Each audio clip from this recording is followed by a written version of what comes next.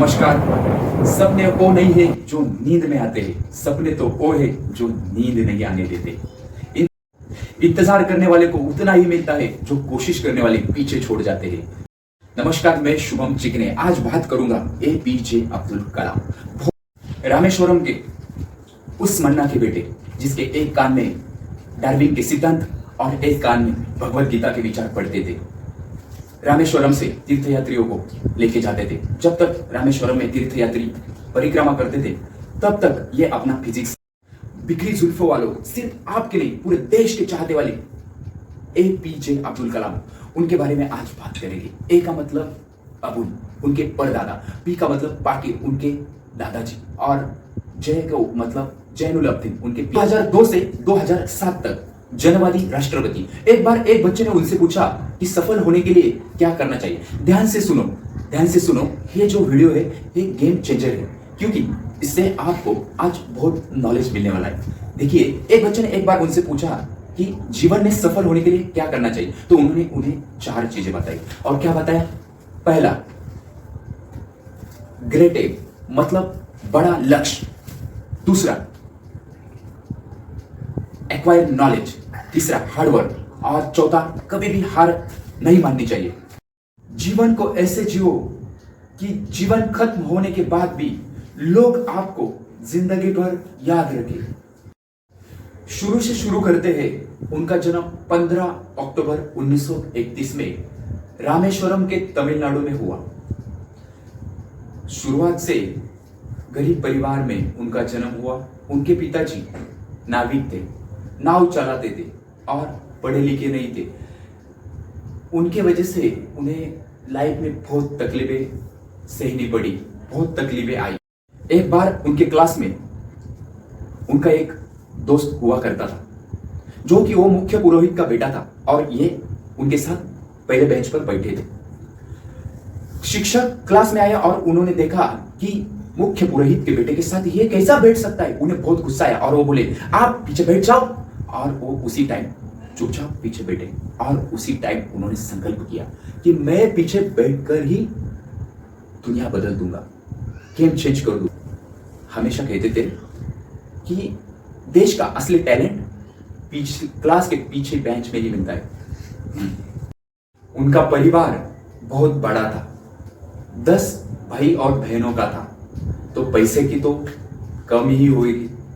तो ये क्या करते थे, अखबार बेचते थे। अखबार ही क्यों?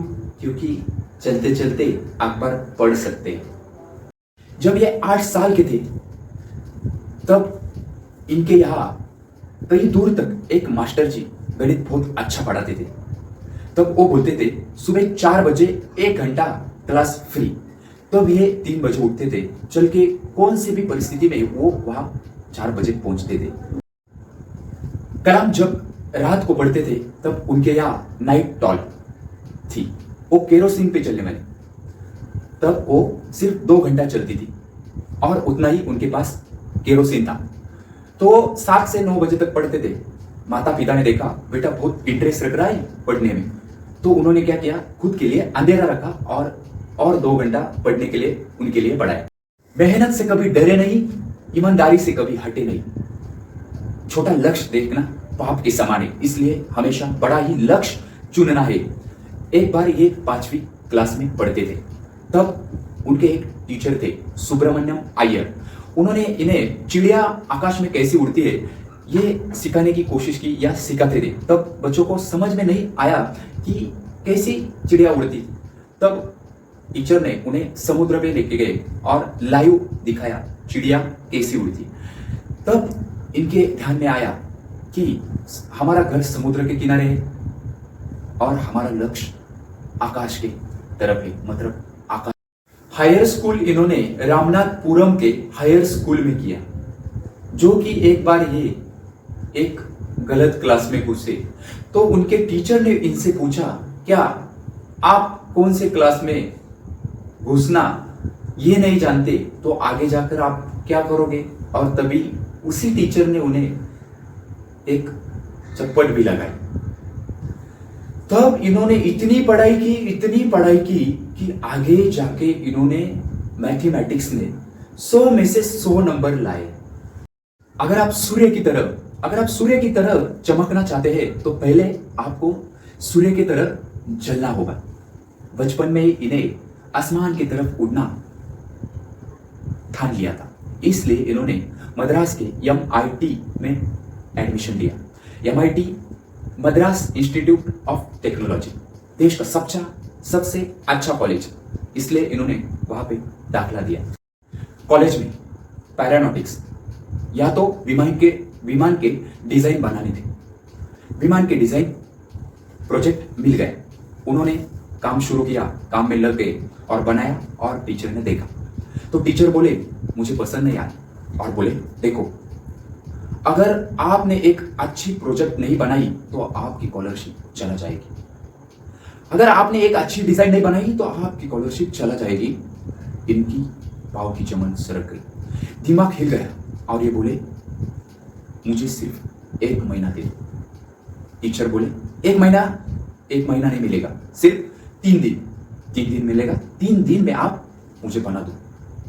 उनके बाद ये बहुत घबरा गए और इन्होंने जान लगा के 72 आवर्स, घंटों में प्रोजेक्ट, रात दिन न खाया न सोया, काम किया और इतना अच्छा प्रोजेक्ट बना दिया।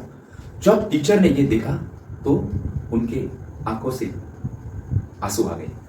इसलिए नींद और निंदा से जो विजय पा लेता है उनको आगे बढ़ने से लिए कोई नहीं रोक पाता। उसके बाद इन्होंने MIT की परीक्षा अच्छे नंबर से पास कर ली और पढ़ाई पूरी कर ली। अब इनके पास ऑप्शन आ गए, तो एक आ गया डिफेंस ऑफ मिनिस्ट्री, एक आ गया एयरफोर्स देहरादून। आपको मालूम है ये कौन सा चुनेंगे? इन्होंने चुना एयरफोर्स।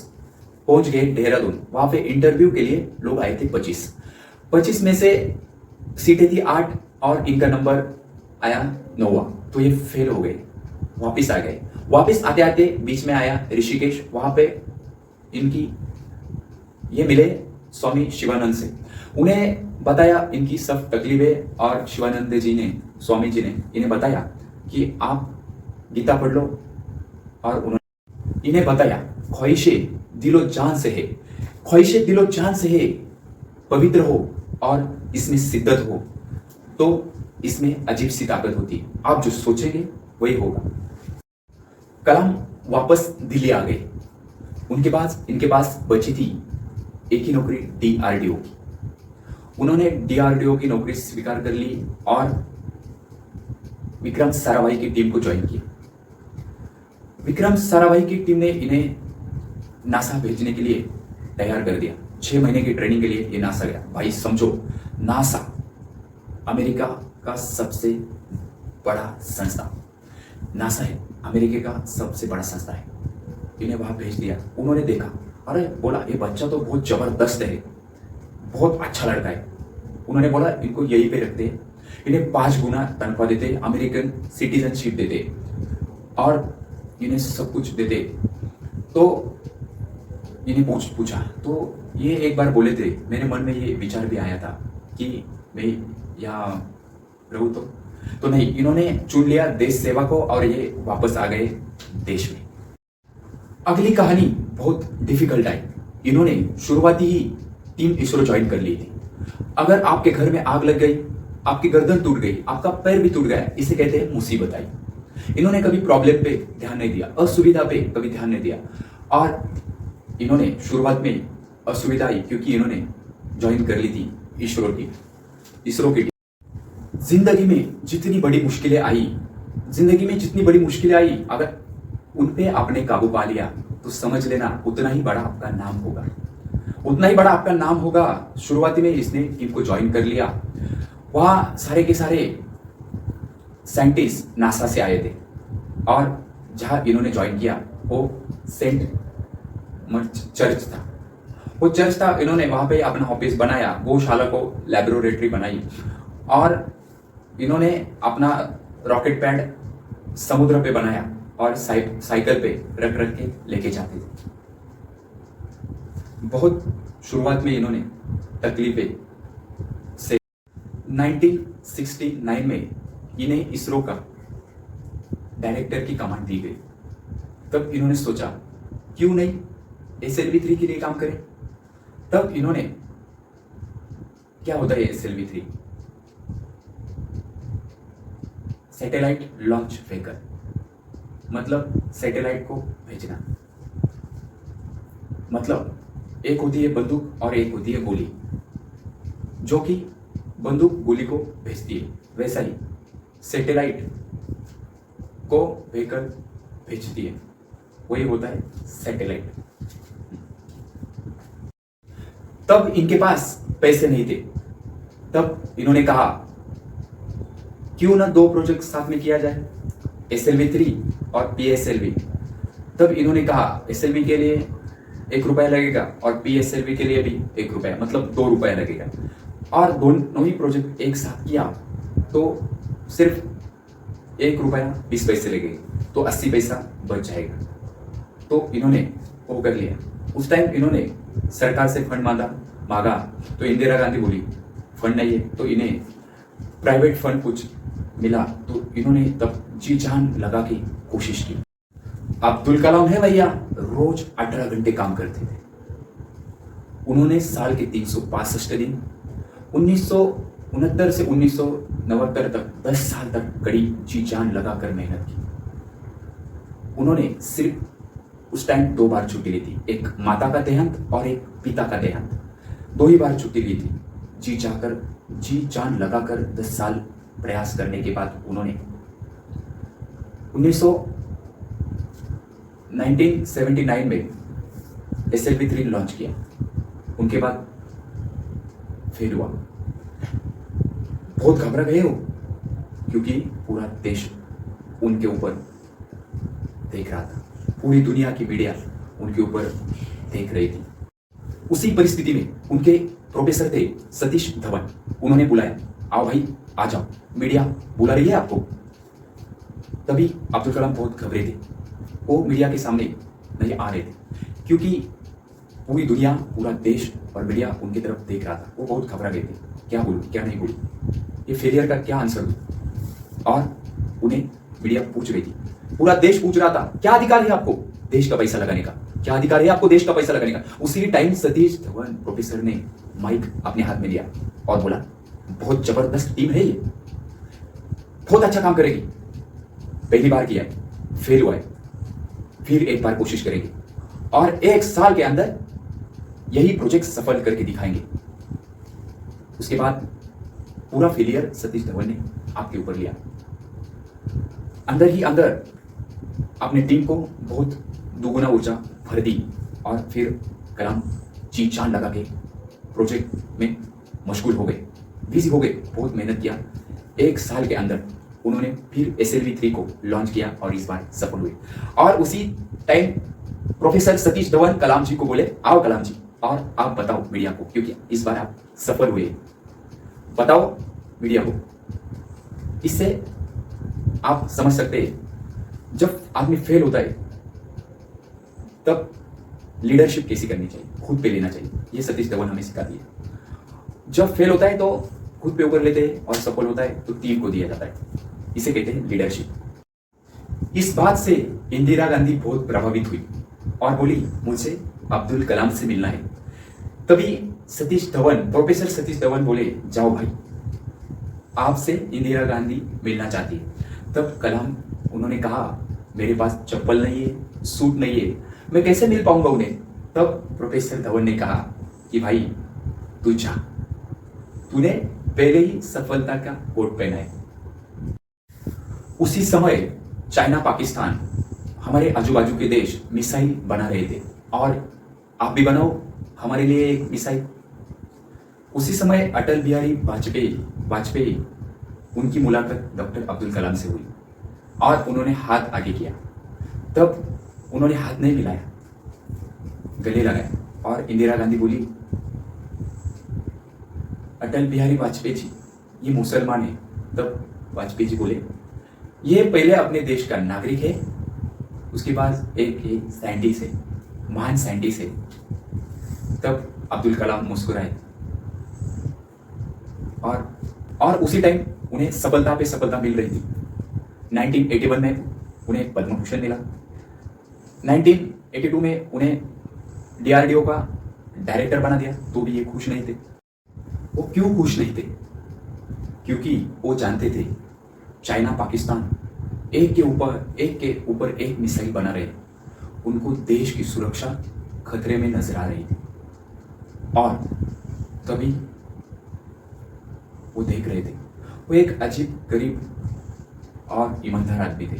तभी वो एक महाभारत पढ़ते थे और उन्हें बर्बरिक की कहानी नजर आई।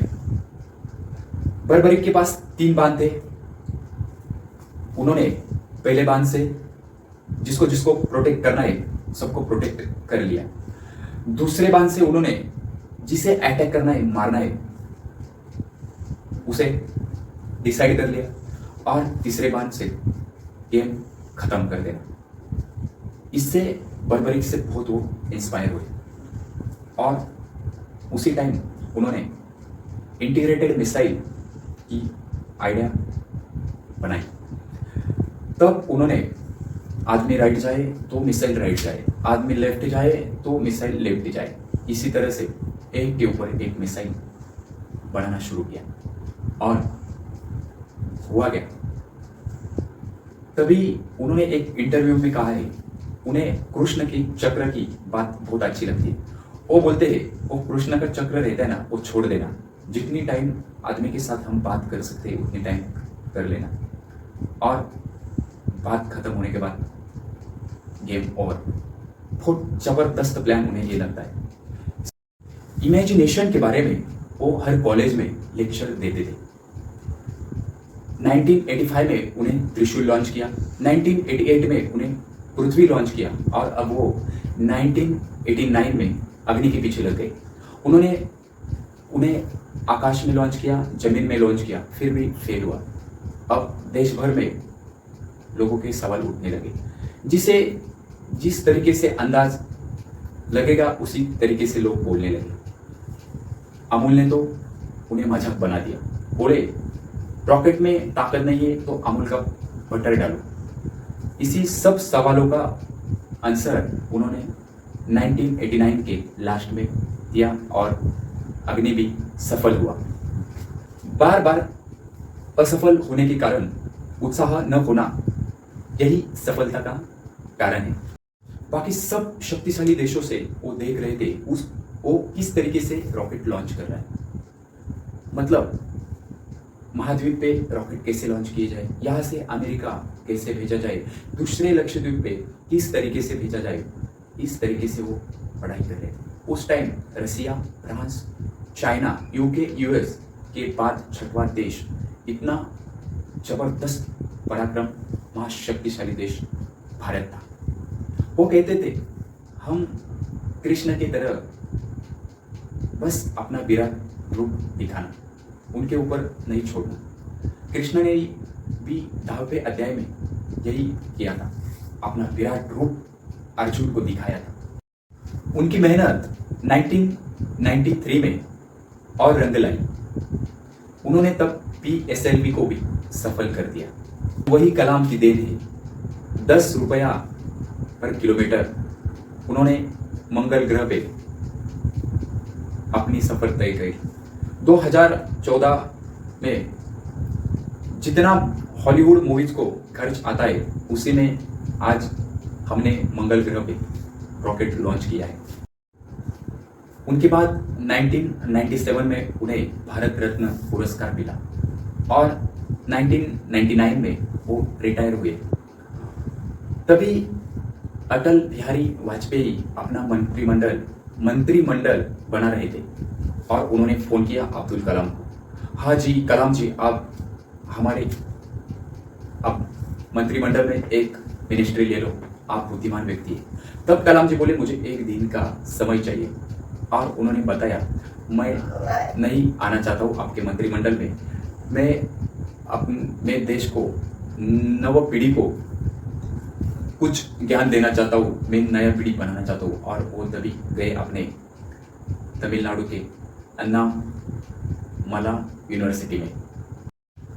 अगली बार 2002 में जब राष्ट्रपति बनने का समय आया, तब फिर कई व्यक्ति के नाम आए और अटल बिहारी वाजपेयी ने फिर कलाम जी के ऑफिस में फोन किया। बार बार घंटी बज रही थी, तब ये यूनिवर्सिटी में बच्चों को पढ़ा रहे थे।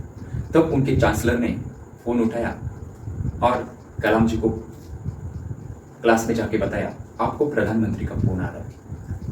तब ये पहुंचे और फोन उठाया और बोले नमस्कार नमस्कार। तब बिहारी बोले, आप पिछली बार नहीं बोले थे, इस बार हमने आपका नाम राष्ट्रपति के लिए भेज दिया है, प्लीज ना बोलना, इस बार स्वीकार करना। तो कलाम जी ने इस बार 1 घंटे का समय लिया और वो हाँ भी बोले और उन्होंने राष्ट्रपति पद का स्वीकार कर लिया।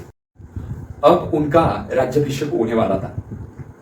जैसा कि भगवान राम का 14 साल के बाद वनवास करने के बाद राज्याभिषेक हुआ था, जहाँ पे भगवान राम के कोई दोस्त नहीं थे, बस वही थे जो वनवास में थे, उसी तरह इनके राज्याभिषेक होने वाला था। तब इन्होंने बस 2 ही आदमी को एडवाइस किया। एक जो उनका जो नाविक मित्र था, उन्हें इस पार से उस पार छोड़ता था, और एक जो था होटल में, उसे 2 रोटियां ज़्यादा डालता था, और एक जो मोची था, जो जूता सिला के देता था। बस उन्हें ही आमंत्रित इन्होंने किया और उनका राज्याभिषेक तभी पार पड़ गया। जब ये राष्ट्रपति भवन में आए थे, तब इनके पास 2 ही सूटकेस थे, और जब वो राष्ट्रपति भवन से बाहर निकले, तब इनके पास 2 ही सूटकेस थे। लेकिन उनकी कुल संपत्ति कितनी थी?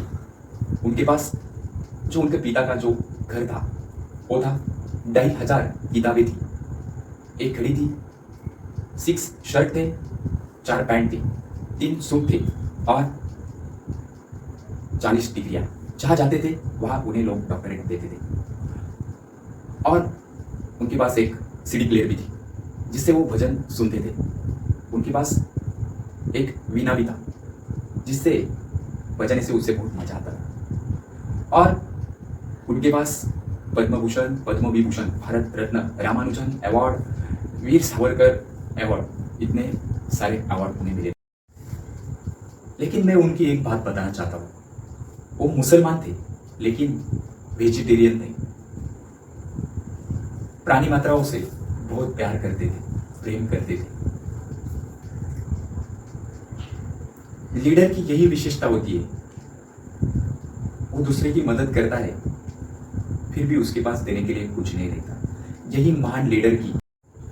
मुझे ना कलाम जी की एक बात दिल को बहुत अच्छी लगती है, जो कि एक बार क्या हुआ, राष्ट्रपति भवन में उनका परिवार घूमने आया।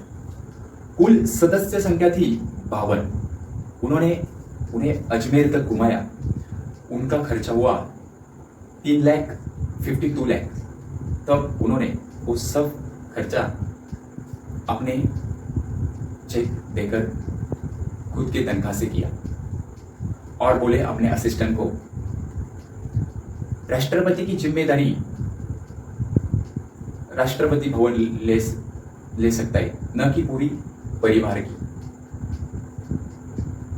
बहुत विनम्र व्यक्ति थे। यही बात मुझे और आपको अच्छी लगती है। 83 साल की उम्र तक उन्होंने कभी रिटायर नहीं लिया, हमेशा रिट्राई करते रहे, हमेशा युवाओं को ऊर्जा रोशनी देते रहे। 27 जुलाई 2015 शिलांग में लेक्चर देते देते, रणभूमि में युद्ध करते करते उन्होंने इस देश को, इस दुनिया को अलविदा कर दिया और आखिरी श्वास लिया। इसलिए कहते हैं जो कल है वो आज नहीं होगा, जो कल है वो आज नहीं होगा, जो आज है वो कल नहीं होगा। वैसा ही कलाम दूसरा कोई न होगा, वैसा ही कलाम दूसरा कोई न होगा।